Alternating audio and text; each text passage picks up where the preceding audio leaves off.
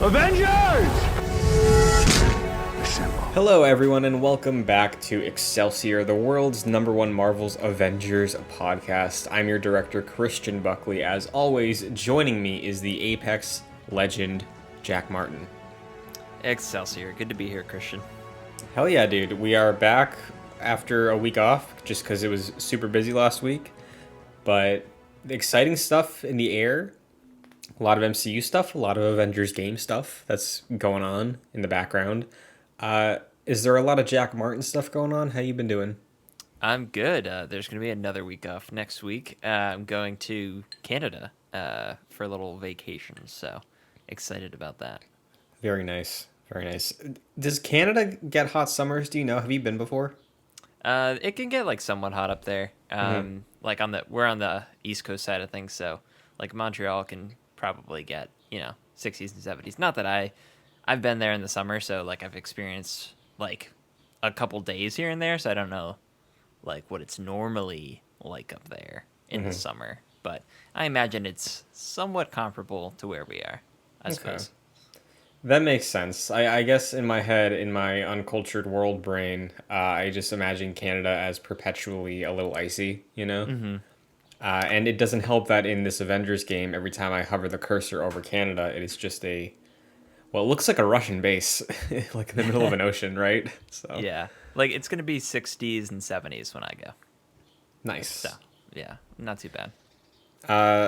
We'll move on from Canada talk in a second, but I do know there's a similarity between New England and Canada in that, for some reason, maple flavor. Are you a big maple guy? Depends. I like a good maple donut every once in a while. Okay. I can understand that. Like maple syrup I like, but everything else I can't get with. Yeah, it's not my favorite. It's not. Is this game your favorite? No. Is it your favorite Marvel game currently getting support? I guess. I suppose it is. Unless Marvel Spider-Man gets like a new skin every once in a while. Yeah. Well, we've been waiting, There has not been the TASM 2 suit. That is sequel territory. But True. well, while we're talking about Spider-Man, we'll throw this in at the beginning. Spider-Man Remastered and Spider-Man Miles Morales have been announced to be coming to PC this year. So that is the big Marvel news out of Summer Game Fest. Pretty cool, right? Yeah, that was sweet. Very surprising. They only announced like whatever stream it was. Maybe it was the PS. I honestly forget. But they announced it, and they only announced the Marvel Spider-Man, the 2018 game. And then like in the blog post, they were like, "Oh yeah, also Miles Morales." It's like, what? Why didn't you just announce that during the video? It was very strange.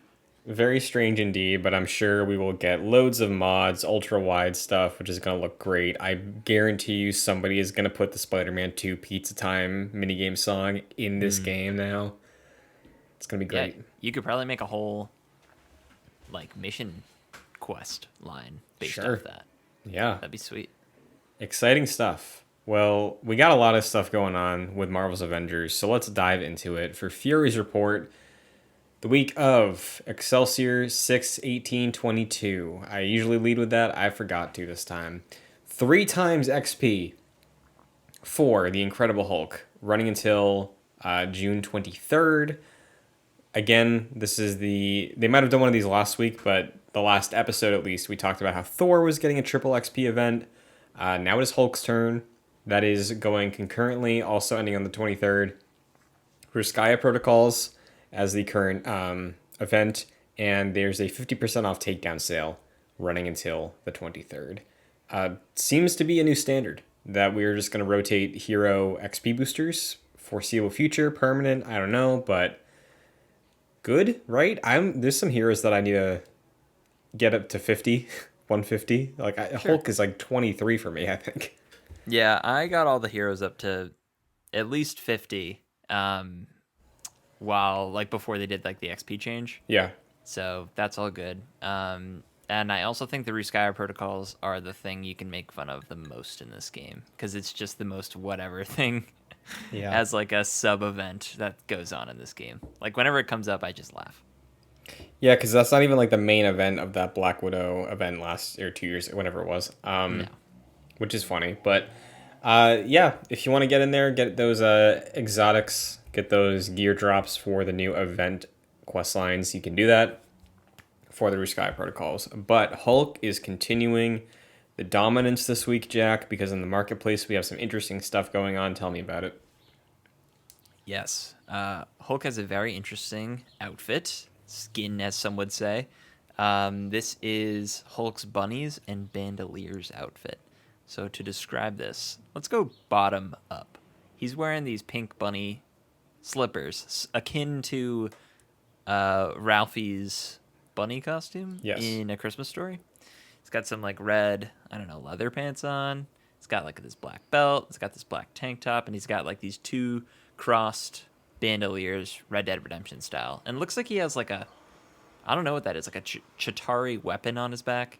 It's very interesting. I think this has been requested for quite some time, so that's in there. Yeah, very interesting. I've never seen this Hulk design before. It looks like the comic it references is what Incredible Hulk War and Pieces.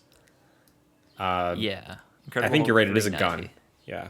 Yeah, it is a gun. In the comic issue cover, he looks very strange. He's like holding it kind of like Sylvester Stallone style, like one-handed, and it's like looks like a machine gun sort of situation.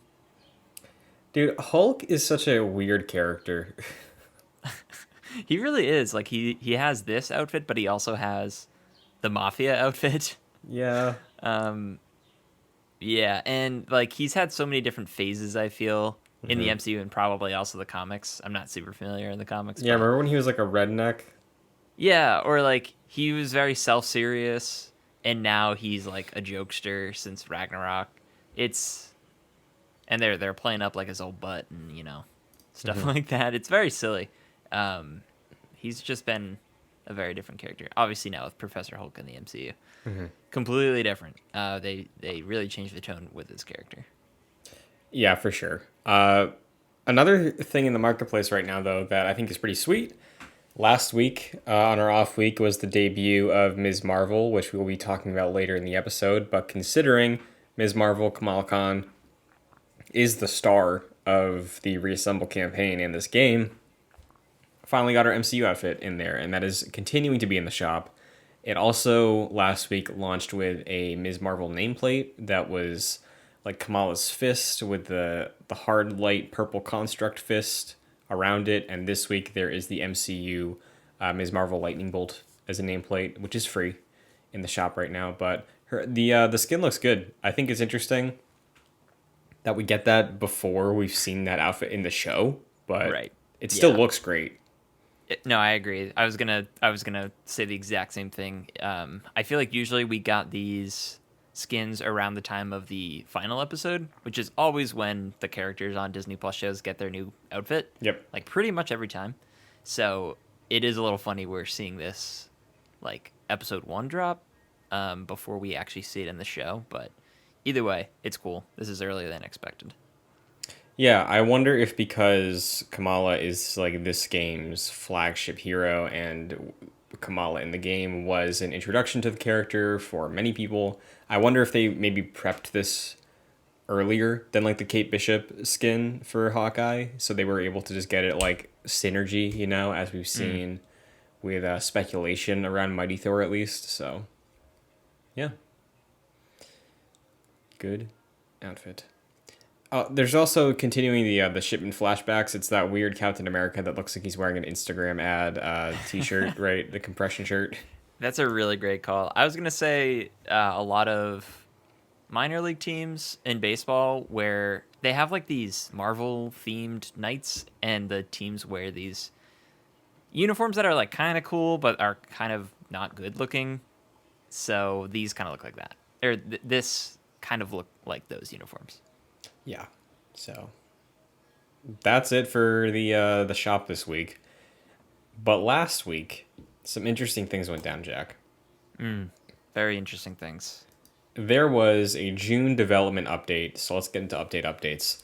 Now that 2.4 has come out, Crystal Dynamics is talking about update 2.5, which will be bringing with it Mighty Thor, Jane Foster. They're also detailing things beyond that update. So Not a traditional roadmap per se, but just a general idea of expectations for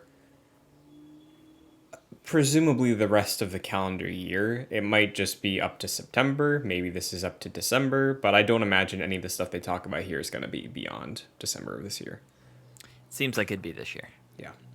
So let's start with the Jane Foster stuff. This is just reading right off the Avengers blog. Um, let's see where to start. Okay, so talking about the gap between updates, they said we'd previously talked about our hope that the gap between 2.4 and 2.5 would be shorter than previous updates, and we're thrilled to say we're on track to deliver. We expect the Goddess of Thunder to join your Avengers roster in just a few weeks in late June. So sooner than I thought, because we speculated July first week for Thor, right? Yeah, it seemed to us that it would have been around the launch of the new movie. Yeah, which I'm sure it's still going to be featured. I'm sure Right. there's going to be a lot of advertisements that week, but yeah, be able to get our hands on a new character sooner than expected. Yeah. Curious about, and this is continued on in like the subsequent paragraphs. I'm curious, the way they described it, they obviously said she's coming with her hero challenge card and a heroic mission chain that rewards cosmetics and intelligence files. Does this sound like Spider-Man to you rather than like a full like mission? I'm trying to even remember how they called it. Operation. Yeah, it seems more along the lines of Spider-Man, which is kind of what we thought future hero drops might be. Yeah, it does sound more like Spider-Man, like you say. The fact that she's getting a challenge card, she has a fully voice acted, I guess, character. Similar to Spidey, Spidey got a bit more of a cutscene treatment with the comic book stuff. I don't expect that from her here, but it would be cool if they did it that way. I think that's something I'd be okay with, just as a middle ground, so it's not wasting time on really big cutscenes and just being able to get heroes out at a better pace.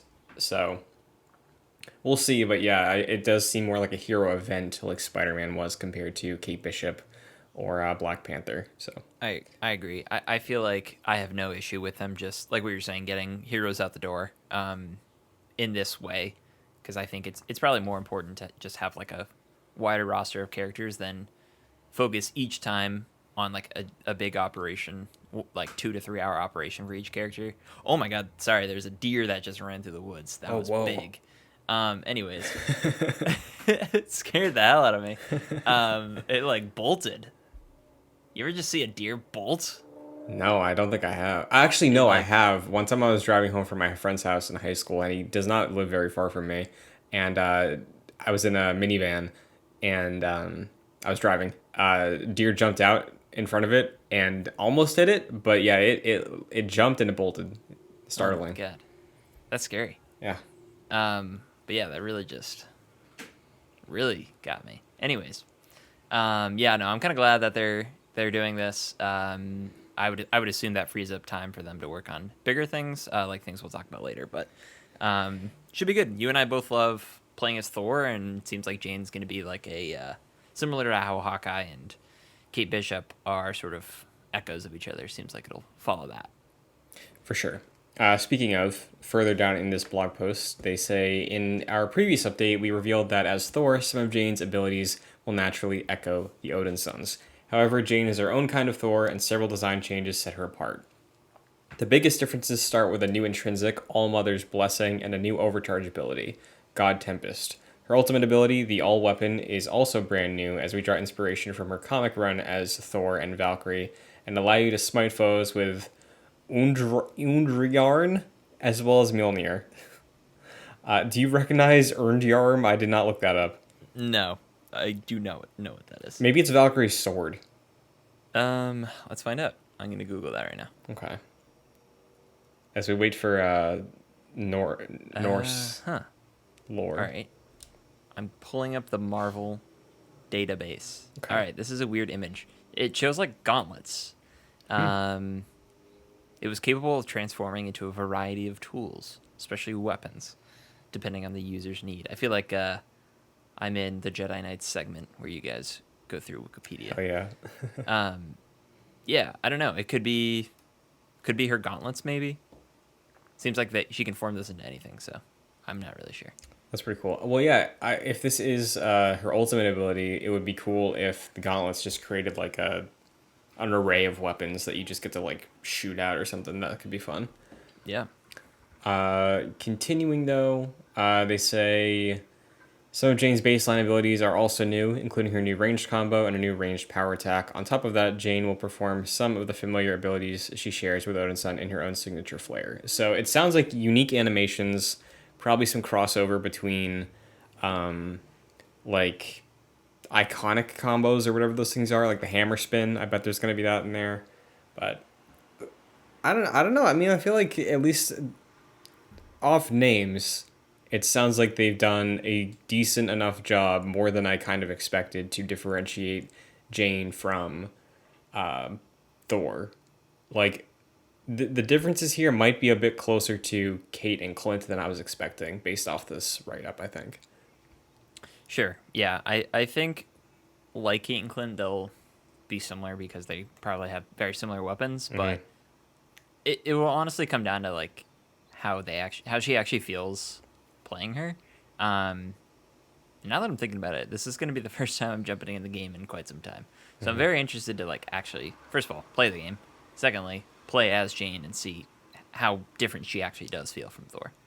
The first thing I'm going to do is walk into Thor's room and see if what happens when she goes to pick up Mjolnir. Mm. Gonna be a fun Yeah, there's time. got to be some fun dialogue in that room. Definitely, for sure. They also detail that there's going to be details covering all of Jane's abilities and gameplay in the coming weeks with a story video, gameplay trailer, dev blogs, and live streams ahead of her launch. So that kind of maybe answers our question. That story video could contain Spidey style, Infamous style, voiced motion comics. Maybe. Yeah, it seems like it'll follow that route. Seems like Spider-Man kind of set that up going forward. So maybe like if they don't, I'm sure they could continue with operations for maybe like bigger characters if they want to like continue the story through the lens of that character. But for characters they just sort of want to add to the game to have fun, it don't really affect the story all that much. We're gonna get stuff like this. Yeah, so I'm very curious to see how this goes down. Like you're saying, if this is setting the tone for the future, if it's at least what they did for Spidey, I'd be cool with it if it meant we get heroes faster. So we'll just have to wait and see. But sounds like we won't have to wait too long. By the time we record again, I think that's gonna be the last week of June. So we should know by then. We should know, and we should probably have impressions by then. Honestly, so. Yeah, I think we will. It seems like that's the only. I don't think she's coming out next week. We'll probably get that video next week. Yeah. The week we're off. So, I would imagine the week after that, Yeah. we'd get Jane. I'm surprised we haven't seen even like an image of her. It's Yeah, been- just the silhouette. yeah. So, Worth mentioning also, Fridays, excuse me, Fridays were dev stream days, and we're recording on a Thursday, so there's a possibility, that that's true. there's a gap that we miss out on, but looking forward to it. You know what else I'm looking forward to, Jack? What's that? The cloning lab. Oh man, this was a surprise Hell yeah, it was. in both good and bad ways. What's after update 2.5? Continuing on the blog. We've said in the past that we expect 2.5 to be the first in an ongoing series of hero and villain focused content updates, and we're excited to share a first look at what's on deck beyond 2.5. We'll be adding to the game's story with 2 new challenges as part of an ambition to advance our narrative through hero and villain centric content. The first is a villain focused warzone that will reveal MODOK's fate after the defeat of his Kree Sentinel, that will lead our heroes to AIM's cloning lab, a new Omega level threat where your high level strike team will challenge and defeat a revitalized MODOK in a new multiplayer villain fight. So, that was a rumor. I believe Miller leaked the multiplayer MODOK fight. We were wondering if it would just be the same thing in the campaign, but no, confirmed. New multiplayer fight, new arena, new mechanic, probably similar to that Monica dungeon that we got that we all liked. Yes, really enjoyed the like what you mentioned, the Monica fight that we got. I think it was like last summer. Uh-huh. A very fun fight. It used like really different mechanics than what we've seen before. So the fact that we might be getting something similar with MODOK is cool. Very funny that this is the cloning lab. Like they Yeah. like was this always the cloning lab with MODOK? I'm very curious about that. I don't know, because remember when Fran Mirabella got in there? I never watched that stream because I was like, oh, it's probably gonna drop any day. I don't want to see this, and then I Right. forgot about it. So I don't remember hearing about MODOK in that fight, and you'd imagine if the cloning lab was supposed to be if I remember correct, September or October or November or December 2020 content drop. I imagine it got a pretty significant overhaul since then. Yes. And the thing is, I'm sure there was several things they were working on, like the cloning lab, that have been pushed like really far back. Like now, they just didn't announce them like they did with the cloning lab. So I think that's the only reason why it's like, wow, you're just kind of getting it out here now. Like it was always strange from the beginning. It was always kind of a meme for us and for a lot of people in the community. So yeah, this is just kind of funny. But it's cool that it's not just the MODOK fight from the game. It is like seemingly a completely new fight that is just so happens to feature MODOK. For sure. Let's continue. They say it's been a long time since the cloning lab was first announced. Since its original conception, our design philosophy for the game has evolved to be more villain forward. Aside, I don't know what that means. Um, and we decided that the design for the mission no longer met our standards. We think the changes we're making, especially the new boss fight, will make for a much more satisfying and meaningful Omega level threat experience. And then they just say thank you. Can't wait to share more about the upcoming Warzone and Omega level threat in our next dev update. I would imagine July if they just slapped June on this one. So, Right. And to me, that sounds like this is a like they use the words a mega level threat. So this is a new experience similar to what is it? Family Ties. that is a 90s sitcom. I think you're Yes. thinking of, is it A Matter of Family? That's a Batman Yeah, thing. that's a Batman thing. Man, we're too deep on the references now. Yeah, we really are. It's I'll look it up, but Full it's House. the yep, it's the big dumb guy. Yeah, it's who the has all Super big- Adaptoid fight. Yeah, it's the Super Adaptoid fight.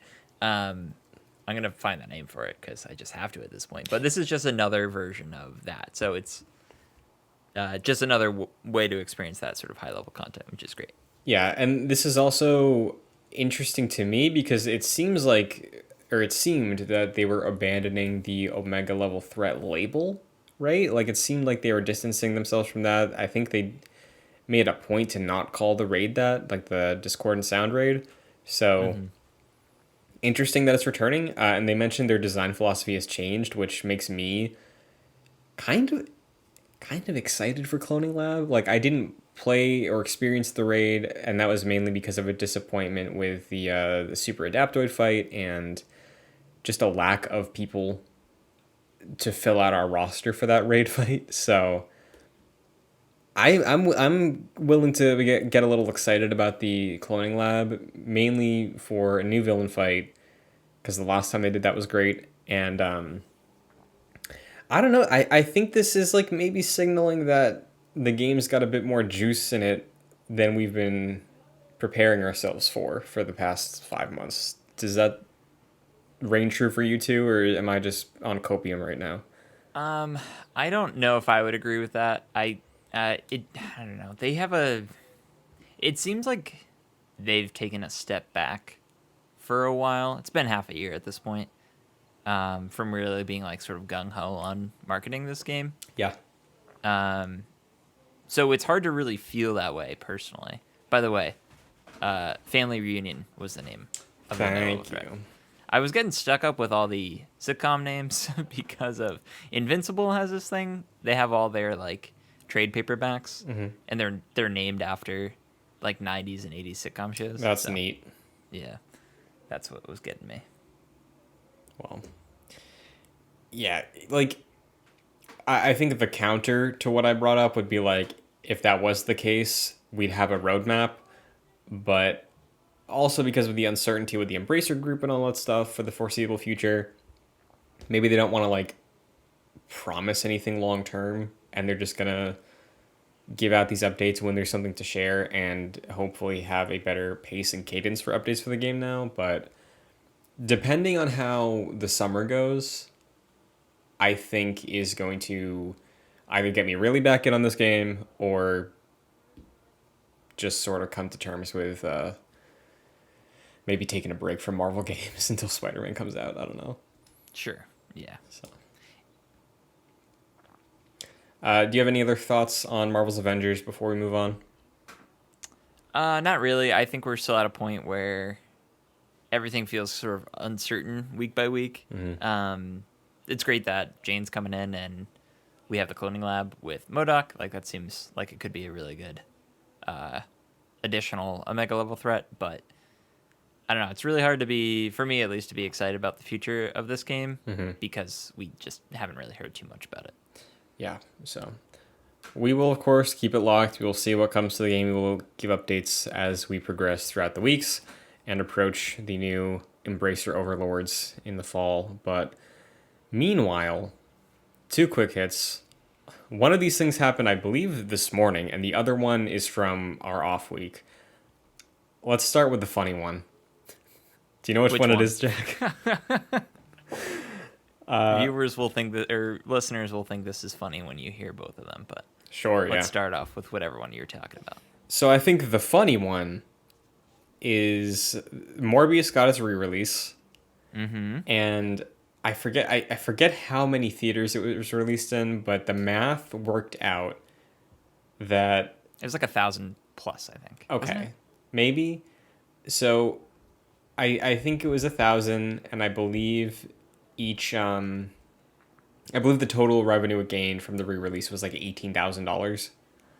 So yeah, it netted out to like each theater it was in made $18. So each theater got like one or two Morbius stands that showed up for this thing.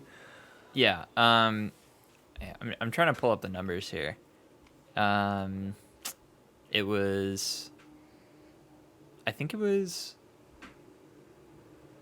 I forget. I think it was like 300,000 across. Maybe it was like worldwide. I'm not really sure. That weekend.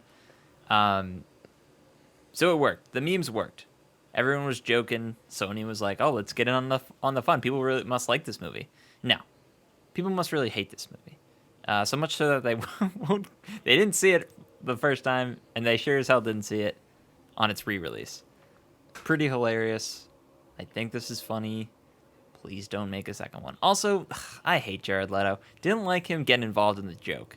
That's when you knew it was no longer Morbin time. Where he had that posted that video where he was reading the fake Morbius 2 It's Morbin Time script, and it's like, oh, great, it's not funny anymore. I don't know if this is a hot take. I thought it was not funny as soon as the 30-year-olds got in on it. Sure. Because once they did, it was all downhill. I was like, okay, these people in influential spaces are going to start making this trend. The movie theater's going to see the blue check marks, and then it's going to go off, and look what happened. Here we are.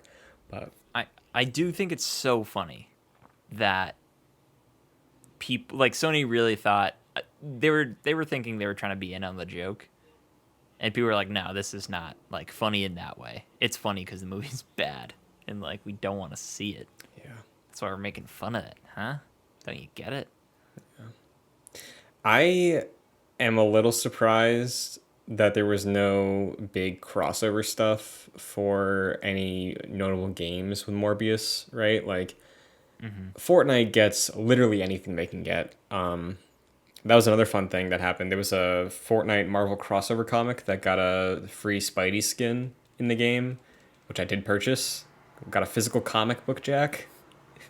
It is a Marvel Fortnite comic on my shelf, and I don't know how I feel about it every time I look at it. But it's cool. It's cool that they do these updates. It's cool that they got these content streams going. And a Marvel game that was shown off at Summer Game Fest, Midnight Suns, messes with these demon, dark, hell Marvel characters, and they showed a trailer, and they were like, "This is the re-reveal of Midnight Suns at Summer Game Fest." And it was like building up. Spider-Man was like summoning somebody at the end of the trailer, and I was like, "Are they gonna fucking drop Morbius in this trailer for this game right now?" And it was Venom, but I would not have put it past them. I really wouldn't have. I feel like this movie killed that character. Oh Like yeah, I don't think any iteration of Marvel movies or games or comics, really, maybe comics, but I really don't feel like most mediums can release a Morbius thing in like good conscience anymore, or really just like for people to take it seriously. Like this, I feel like they had one chance and they really tarnished the Morbius brand. I did a quick search to see if there was any Morbius comics that are running currently, and I could not find anything. So, oh boy, what is good though? What is good news out of Sony? And not the funny, supposedly not the funny piece of news. No, this is hype. This is exciting. Venom 3. The script exists. Tom Hardy. Picture has been posted of the script. He is also, once again, having a writing credit on this film. The Instagram, like, sticker used, I think it was from the Last Dance, like, series, like the documentary. Like, it was just, I think it looked like it was part of that. And that like people are running with that being like either the production name of the movie, or if they just call it Venom Last Dance, that's gonna be super funny. I'd be super into that. That'd be fantastic. Christian, I'd rather watch 10 Venom sequels than one Morbius sequel. So, I guess bring this on. Like, people, according to the box office, people like those Venom movies. According to me, I like those Venom movies. Yeah, yeah. And they're not horrible. They're just not great. But I mean, I'd rather have these Venom movies than Morbius. And honestly, like, sure, I'll see Tom Holland team up with Venom. Yeah. Why not? Dude, how cool would that be if he shows up in Venom 3 in 2024? Wouldn't that be Sure. swell? I guess so. I'm curious about Tom Holland's future, and if that's the next project we see him in, I think that'd be pretty funny. For sure. I do wonder if Andy Serkis is going to be returning. The script was written by Kelly Marcel, and I don't know if they were on Venom 1 or 2, but Kelly worked with Tom Hardy to create the story for this one. So, would you rather have Ruben Fleischer or Andy Serkis on this next one? Oh, I would much rather have Andy Serkis. Although I don't really think his direction in Venom 2 really sold me. If you told me it was any other director, I probably would have believed you. Sure. So, I don't know. Didn't seem like he had a real sense of like specific direction. I think was that his first movie that he directed? No, I believe he did a Jungle Book movie. Oh, you're right. So, yeah, I don't know. I'd honestly like a new director, to be completely honest.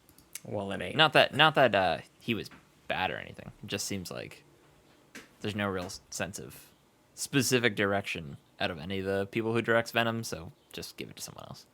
Yeah. So fingers crossed that Jared Leto is far from that film. I just realized that is a very real possibility, but oh boy. Venom 3, baby. I hope they just say Morbius never happened. Nope, forget about it. I want a scene in the first 4 minutes of that film. Venom, Lethal Protectoring it up, killing some bad people. And then Morbius is like, oh, I need to go talk to Venom next after I talk to Michael Keaton. So at the beginning of the movie, he morbs on over. I don't know if he can fly or turn into bats. I don't know. He runs up on Venom. Venom sees him. And very similar to how Woody Harrelson bit off the head of a priest in Venom, Let There Be Carnage, I want Tom Hardy and Venom to split the head. So it's like half Tom Hardy, half Venom, decapitating Dr. Michael Morbius. Wow. That's the cold open. See, that's how you get in on the joke, Sony. Yeah. To be like, yeah, we're done with this. No thanks. Yeah, and you can have some stupid lore. You can be like, oh, he's a vampire. You can come back to life, so you can do your dumb sequel. But just give me that. Just give me that scene, and then I can just forget and pretend that Morbius is gone forever. I feel like there's no Morbius sequel. I don't know. I think it made a profit, man. Like a very small profit, but a profit.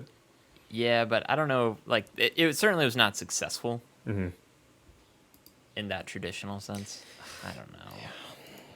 I would certainly hope there's no, especially with Adrian Toomes being involved. You just can't have that. Can't be messing up the MCU like that.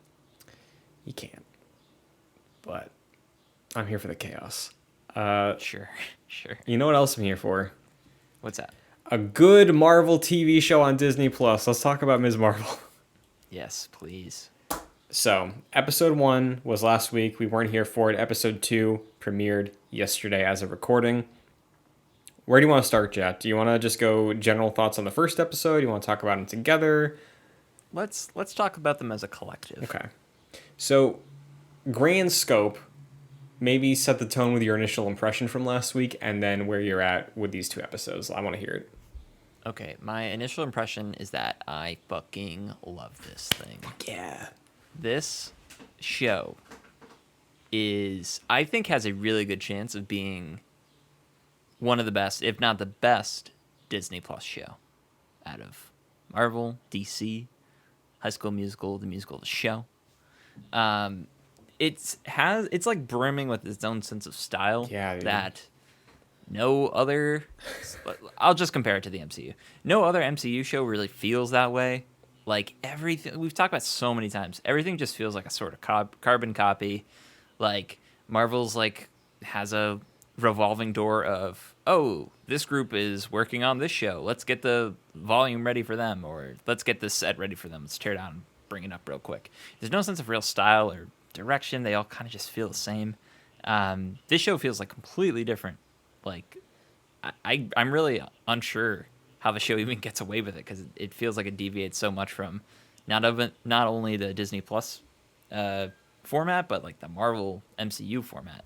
It feels completely different. I don't really even know where to begin. There's just so many amazing things about the show. Mm-hmm. I guess I'll start with, I love the going along with style. I love the text message exchanges that you'll see pop up on the screen, and they're visually depicted as street signs or neon signs or just like fabric on the bed. I think that is so unique and a really interesting way of conveying text messages, which are really boring to convey on screen, and this just makes it so interesting. So I don't know, there's so many parts about this show, but I guess I'll start there. Yeah, I think you make a good point, because like it feels like it's a comic book thing, not like a MCU thing. Like in many ways, where I felt so refreshed after Multiverse of Madness, I feel the same way with this show.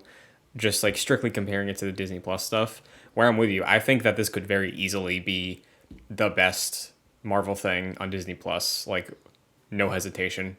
I know it's 2 weeks in, and what we have 4 more or 6 more.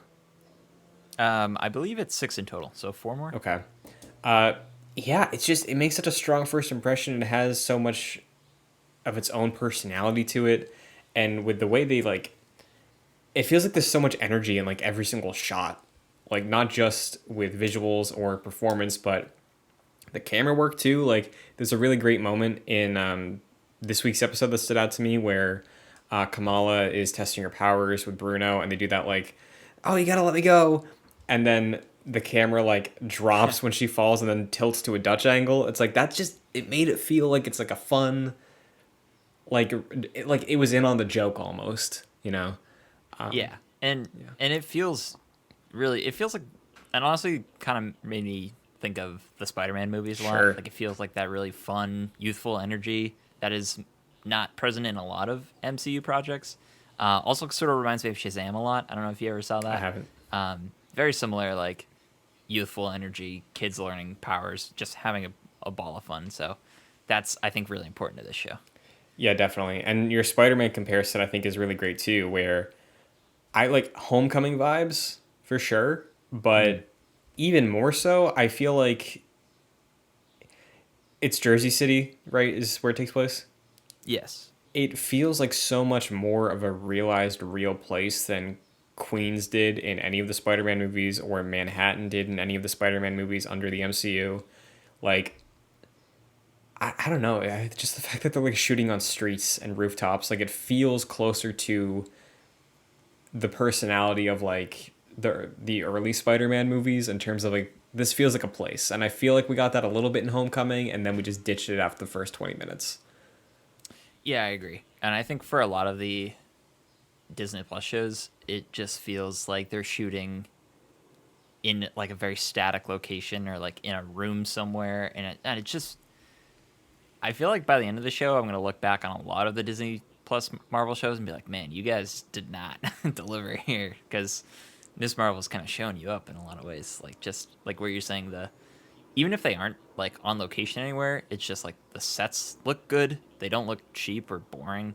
Um, I feel like a lot of the Disney Plus Marvel shows are just like dark and dour looking, like visually dark, specifically Moon Knight and like Falcon and the Winter Soldier. Even though like specifically with Moon Knight, that's probably purposeful, but I don't know. At the end of the day, we're talking about Marvel shows, and they should have some sense of fun. And the show's very colorful and very distinct from what we've seen so far.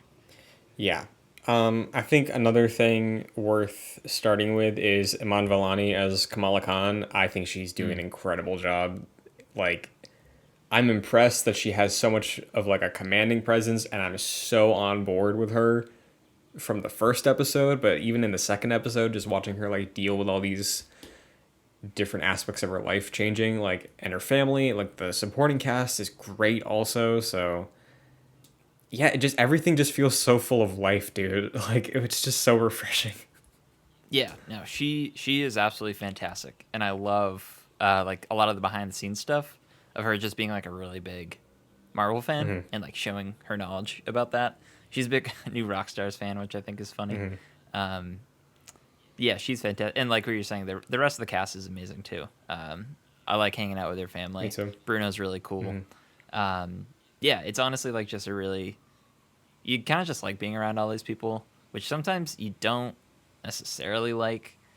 Like I don't know if I really loved hanging out with everyone in Moon Knight, for example. Yeah. But obviously it's a different show, so the comparison might be off. But it just I don't know. There's a level of comfort in these characters, like the Bon Jovi, you know, jokes. I think were funny. Mm-hmm. Yeah, it's cool. I love her where she lives as well. Like I grew up like watching shows that took place in like those big either New York or New Jersey like houses, and I don't know, something feels cool about that. Yeah, and ahead of time, some like uh, content creators that like got to see the show early, I did see some discourse erupt of like, oh, it feels like it's a Disney Channel show. We're like watching this. That feels so reductive, but like I understand the sentiment behind it.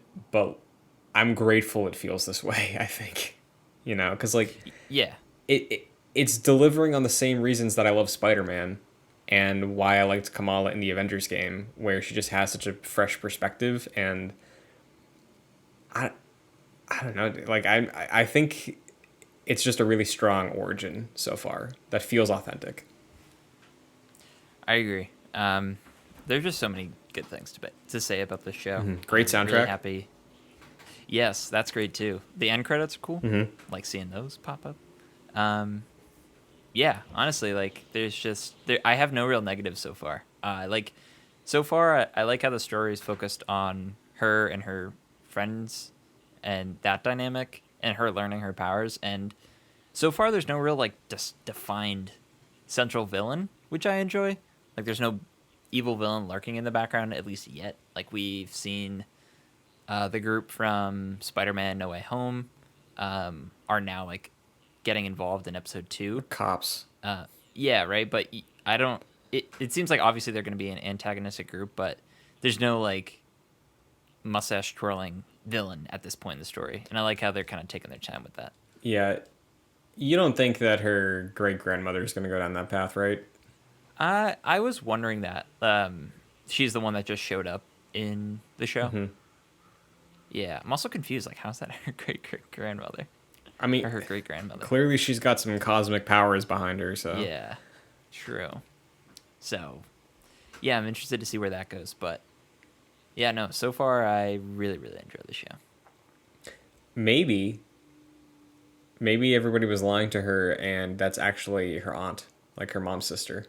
Yeah, yeah, right. Because they brought that up earlier in the show, and then they sort of started talking about her great grandmother. I was a bit confused by that, so that's possible. Because they also made the joke of, like, the guy she's seeing when she's talking to her brother, she's like, oh no, it's our cousin. So, like, maybe it actually Oh, is her true. Yeah, cousin. I don't know. that's right. Yeah, I was also thinking, like, it seems like her mom knows more than she's letting on. Oh, for sure. I was thinking maybe she had those powers at some point or another, but I'm sure she could also just be aware of that in her family and trying to protect her from that. Yeah. But yeah, I do think there's a lot of possibility for this show to not follow in the same trappings. Like, I think I'd be a little disappointed if her great grandmother turns out to be a villain because, like, it would just be really obvious, I think. Right. But I don't know. How do you feel about Bruno? Because I my favorite take I saw, like, week one, was somebody said Bruno's the Peter Parker we deserved in the MCU, and I was like, ooh, maybe. I do like him. I like his like typical high school like insecurity, like very obviously infatuated with Kamala and like very jealous when I'm forgetting the guy's name that shows up. Is it Kamran? I think so. When he shows up, he's like, oh yeah, I watch Bollywood movies too, like these kinds of things. That Kingo reference. Yeah, right. So, I thought I think he's funny. I like him as the sort of guy in the chair to Peter's Ned. I think that's cool. Yeah, definitely. I also like his Marty McFly fit that keeps coming back. Yeah, that's a good call.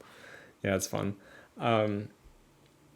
But yeah, I think that I'm just so impressed that I'm this positive on it because I feel like it kind of snuck up on us, right? Like, it didn't feel like it was marketed much. They released it the same day as Obi-Wan, or like Obi-Wan episode 3. So Yeah.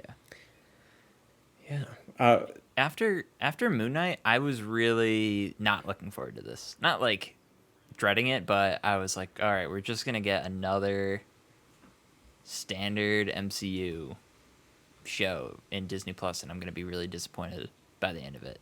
But that is like the complete opposite of how I feel 2 weeks in. Like, just like I said, very much its own distinct style and tone, and the way it displays like certain things visually is really impressive and different. That's one thing we keep bringing up about a lot of Disney Plus shows is they don't really feel very distinct, and this one certainly does. So it really is a breath of fresh air for the MCU. yeah, and this is something that I felt this week specifically. Like, I think it was because of the cold open and like the setup for the episode and then the follow through with the rest of it. It feels like maybe the first MCU show so far, maybe since WandaVision. WandaVision did this well for the first half. That feels like it's built as a television show. You know? Like, Yeah. so far to me, it does not feel like it's a movie split up between a bunch of different parts. Like, obviously, there's a overall thing they're building towards, but like, each episode had its own individual conflict that was wrapped up by the end of the episode so far. The first one was Avengers Con. The second one was the dates. So, like, they introduce a concept, they introduce a personal problem for her. She's able to overcome it by the end, and her undercurrent of family heritage and superpowerness is being built up every episode. So that's refreshing too, considering Moon Knight didn't really have that. It did have a mystery, but it felt like we just kept sitting down, start, stop. Okay, I'll wait a week, rinse, repeat. And Hawkeye felt that way too. So this is refreshing. Again, I keep coming back to that, but that's my sentiment, I think. Yeah, and something else that's pretty new, like this is a somewhat different take on the origin story, where I think especially in episode 2, where she's saving that kid at the top of the mosque from falling. Uh, she at first saves him, and then like when she jumps back onto the roof, she's like thinking in terms of like how many like Twitter reactions she's gonna get from this, and then instantly like she sort of loses control, and he like ends up hurt on the ground, which I was very taken aback by. Like Yeah. she does save him at the end of the day, but very sloppily, and like ends up getting him hurt because of her lack of concentration. So that was pretty surprising. I enjoyed that. That's like one of that she's on that road. It's like a very bumpy road compared to a lot of the superhero origin stories we see. That's a very good point, because when that kid started falling, I was like, is that kid gonna die? Like, I genuinely Yeah. thought like it was gonna be a huge shift, and it really kind of, at least for the first build up with the origin, felt like they were going Spider-Man route, where they want to make her this like hated figure, especially with damage control, like being so obsessed with tracking her down and like capturing her or interrogating her or whatever. So yeah, I big fan, big fan of Ms. Marvel so far. Yeah, I'm all on board on the Ms. Marvel train. I'm already excited to see her in the Marvels, and it seems like they're gonna do the Young Avengers thing. So, I mean, I think she's easily gonna be one of the new faces of the MCU, which is fantastic. Yeah, it's awesome, because as we've both said, like, what an entrance. Like, the first minute of the first episode I was in, when it was showing how she was just like this complete fan making videos that nobody was watching for these things, like, I think they really know what they're going for with this, and you can just feel the excitement behind it. So, Totally. does this make you any more enthusiastic about She-Hulk or any other projects this year?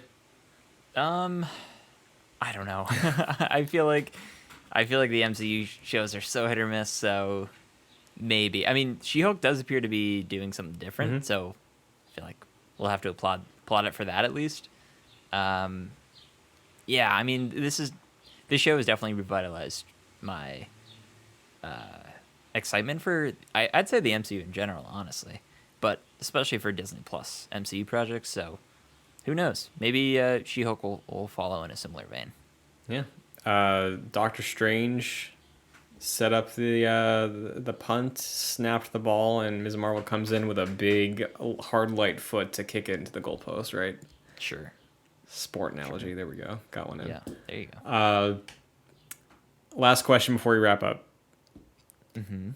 Do you believe that Carol Danvers herself, Brie Larson, will show up by the end of the series? Hard yes. Feel like that has to happen. I think so too. Half because, like, Brie Larson on social media at least has been very vocally and like showing support for the show. There's been a bunch of interviews, and I think I saw some interview where Iman was talking about meeting Brie. So like, I know they're starring in a film together. I don't think it's started filming yet, but I'd imagine they've shot a scene together at least. So Yeah, and obviously she's a big Captain Marvel fan. yeah, But so that that goes along with it, but at the same time they have to set up the Marvels as well. So point. what better way than to have Captain Marvel herself show up? Carol Danvers will meet MCU Ms. Marvel before Carol Danvers meets Avengers the game. Kamala Khan, Ms. Marvel. Yeah, it's true. So there we go. There we have it. That is Ms. Marvel episodes 1 and 2. We will return the next time we talk, going over episodes 3 and 4. I'm very excited for the next few episodes of the show, but until then, Jack, where can the Agents of Excelsior find you? Sure, you can follow me on social media at Fascinated Jack. By the time you listen to this, we will have recorded our Hall of Game for June of 2022. I'm curious who won. I know what I'm bringing / brought. I don't know what anyone else brought. So I'm very interested. We're recording this moments before we delve into Hall of Game. So interested to see. But what about you, Christian? Sure, yeah, you can find me on Twitter and TikTok at Chun2D2. I've been doing a lot of Obi-Wan talk on TikTok, but boy, I can't wait to stop talking about that on TikTok because it is. I mean, it's doing numbers, but it's exhausting. I'm gonna transition, I think, to just Ms. Marvel talk for the next duration of the month. But You're telling me the Star Wars fans are at it again? the thing is, Jack, they never not at it. I think that's the problem. Yeah. But yeah, you can follow me there. You can find the show on Twitter at ExcelsiorJC. We will tweet out whenever there's a new episode of the show. If you want to follow along on YouTube, you can do so by going to youtube.com/joyclicks for the video version of Excelsior, up every weekend alongside other stuff. Summer Game Fest has been going on lately. We got reaction streams up to some of those events. Like Jack mentioned, the Hall of Game will be up there at this point. But if you want to listen to the audio version of Excelsior, you can do so by going to Apple Podcasts, Spotify, Google Play, anywhere you listen to podcasts. Just look up Excelsior, Avengers Game Podcast, or JoyClicks. You will find it. Rating and reviewing is a free way to help the show if you enjoy it. Takes a quick second to leave a 5-star or just a couple words and a blurb of why you enjoy the show. Helps us reach more people. And if you want to support the show on a monetary level, you can do so by going to patreon.com/joyclicks at the $1 and $5 tiers. $5 will give you producer credit on this show and every show we produce, like Aaron Easton and Jose Garcia. So thank you very much. And that is it for Excelsior. We will be back in 2 weeks with another episode. Hopefully some in-depth thoughts on Mighty Thor in this here game, and hopefully 2 more killer episodes of Ms. Marvel. But until then, Excelsior.